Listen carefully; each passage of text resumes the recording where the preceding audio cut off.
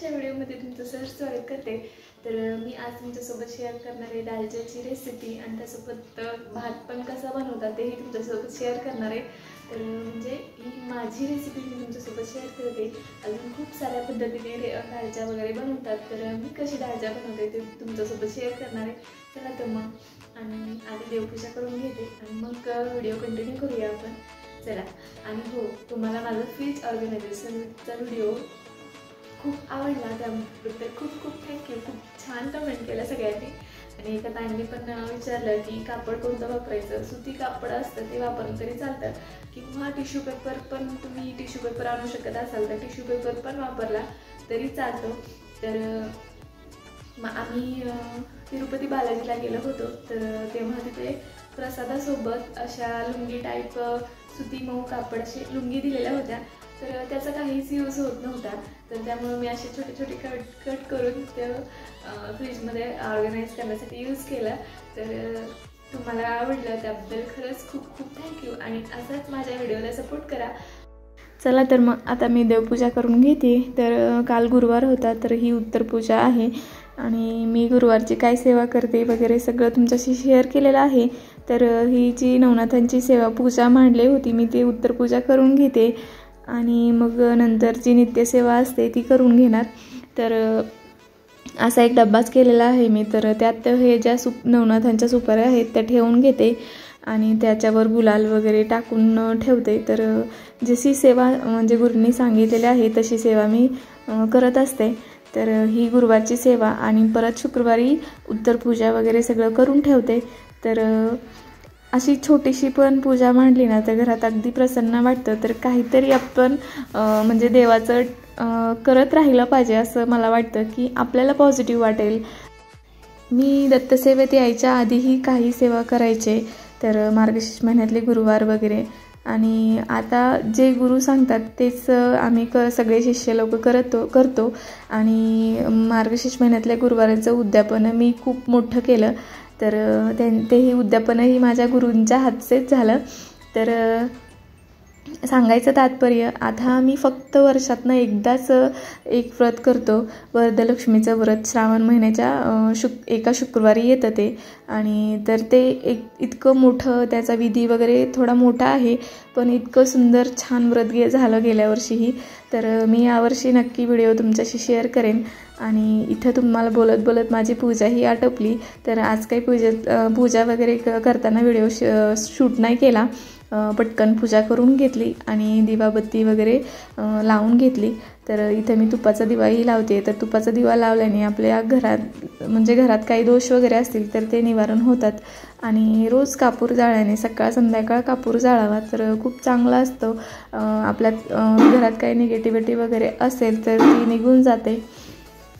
माझं हे नित्य चालू असतं, कापूर जाळायचा, वक्रतुंड महाकाय म्हणायचं, कर्पूर गौरम म्हणायचं, गुरुब्रह्मा गुरु विष्णू म्हणायचं। तर हे मी जे व्हिडिओतनं दाखवत असते तुम्हाला तर ते मी करते, म्हणजे माझी पूजा अशी असते। तर माझ्या व्हिडिओतनं काही घेता आलं कुणाला तर मी म्हणजे खूप आनंदच आहे मला। तर आपण एकमेकाचं बघूनच शिकत असतो की आपण काय करतो काय नाही। तर अशा रेसिपी पण मी खूप ट्राय करते, म्हणजे बघितलं की मला करायचं म्हणजे आवडच आहे। तर अशी छान पूजा झालेली आहे माझी आणि चला आपण आता दालच्याची रेसिपी बनवूया।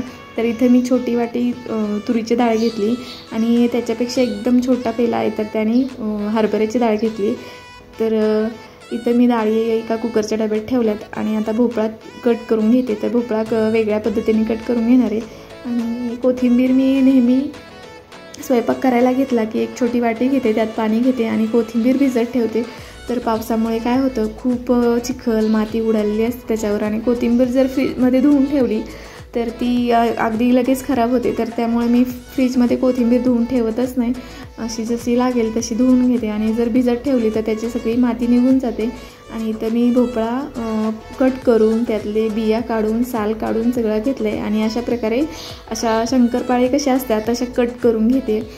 तर भोपळा वेगळा का शिजवते, डाळीत नाही शिजवते, तर मीठ आणि हळद टाकून भोपळा शिजवला तर खूप छान लागतो, त्यामुळे टेस्टच याची वेगळी लागते, त्यामुळे मग असं शिजवते। आणि भोपळ्याची भाजी आमच्यात तरी कोणी खात नाही, त्यामुळं मग असं दालच्या वगैरे केला किंवा सांबार भात केला तर सांबारमध्ये वगैरे पण भोपळा टाकत असते मी, शेवगाची शेंगा.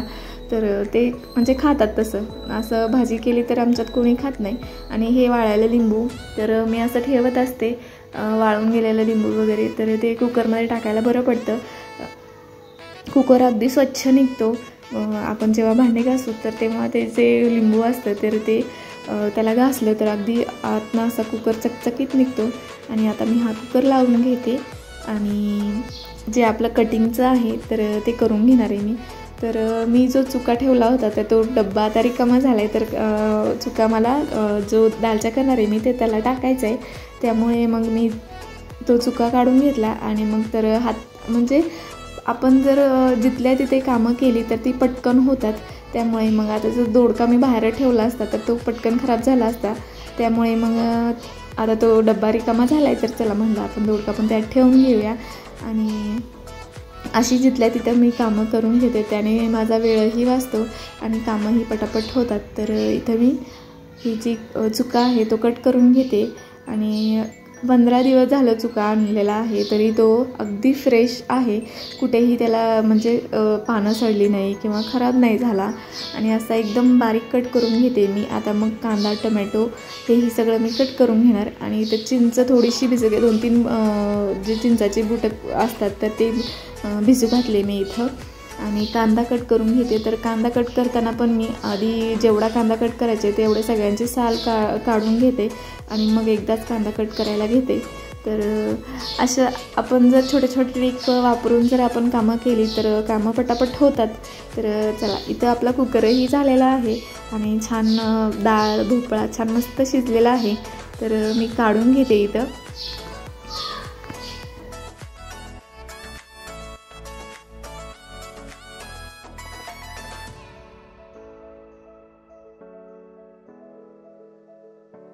तर आता मी जे भोपळ्यात एक्स्ट्रा पाणी झालेलं आहे ते डाळीत टाकून घेते आणि अगदी थोडीशीच डाळ घोटून घेते. तर जास्त एकदम बारीक ज्याला वरणाला अशी डाळ घोटतो तशी घोटून नाही घ्यायची, अगदी थोडीशी घोटून घ्यायची. तर इथं कढई ठेवली मी आणि कढईत 2 ते 3 पळ्या तेल टाकले आणि त्यात जिरे टाकले आणि थोडासा खडा मसाला टाकला.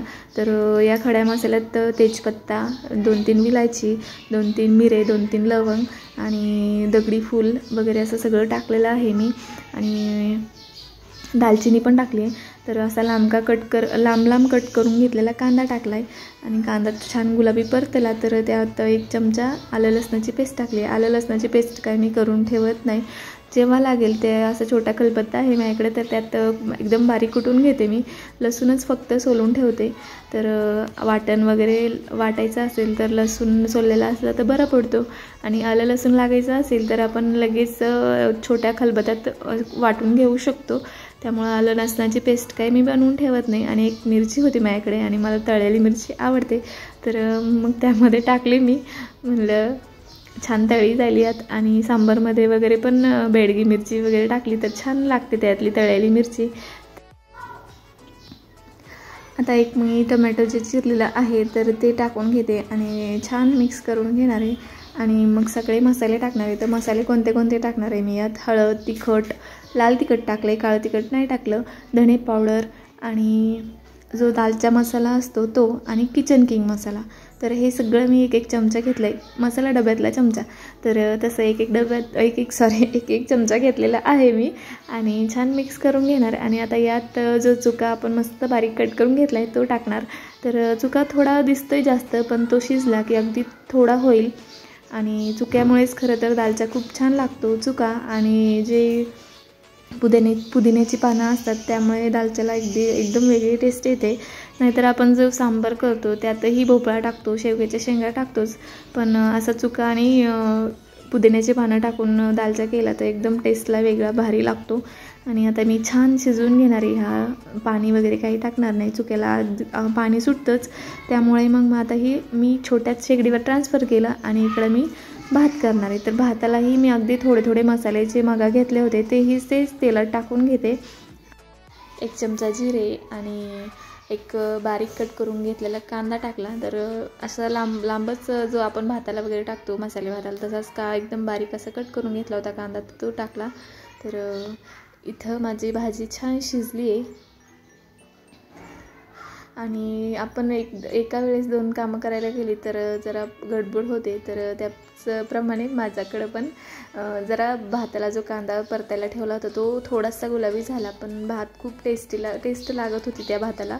तर मी हा भोपळा आहे तर तोही टाकून घेतला आणि शिजलेली डाळ होती तर तीही त्यात ओतून घेतली. आणि हे सगळं करेपर्यंत थोडासा कांदा जो आहे भाताला ठेवलेला मी तर तो गुलाबी झाला, थोडासा गुलाबी, जास्त गुलाबी झाला, पण टेस्ट भाताची छान लागत होती. तर मी इथं 1 वाटी तांदूळ मी 20 मिनटं आधीच भिजायला घातले होते कोलम, तर त्यामुळं मग मी 2 वाट्या पाणी टाकलं आणि जो चिंचेचा कोळ होता तर तोही त्यात दालच्यात टाकून घेतला आणि पाण्याला छान उकळी आली की मग त्यात जो आपण 20 मिनिट भिजवून ठेवला होता कोलम तांदूळ तर तो टाकून घेतला. चवीपुरतं मीठही दोन्ही भातात आणि दालच्यात टाकलं होतं, पण तो व्हिडिओच काय माहिती कुठे गेला, तर तो व्हिडिओ टाकलाच नाही मी, पण मीठ मी टाकलं होतं. तर अशा प्रकारे आपला जो दालच्यासाठी भात असतो स्पेशल तर तो भातही आपला तयार होतो आहे आणि आपला मस्त दालचाही तयार झाला आहे. छान उकळी आली की मग त्यात 10-15 पुदिन्याची पानं होती तर ती टाकली आणि छान मिक्स करून घेतलं. तर टेस्टला खरंच खूपच भारी झालता दालचा. आणि इथं आपला भातही शिजला आहे तर त्या भातातही भात शिजल्यानंतर त्यात थोडीशी एकदम बारीक छान चिरलेली कोथिंबीर टाकली आणि जो दालचा होता तर त्यातही मी कोथिंबीर टाकून घेतली. चला तर मग असंच एक छानसा व्हिडिओ घेऊन मी परत हजर राहीन. तोपर्यंत सर्वांना श्री गुरुदेव दत्त आणि बाय बाय. तर व्हिडिओ आवडला तर लाईक शेअर सबस्क्राईब करा. Bye bye.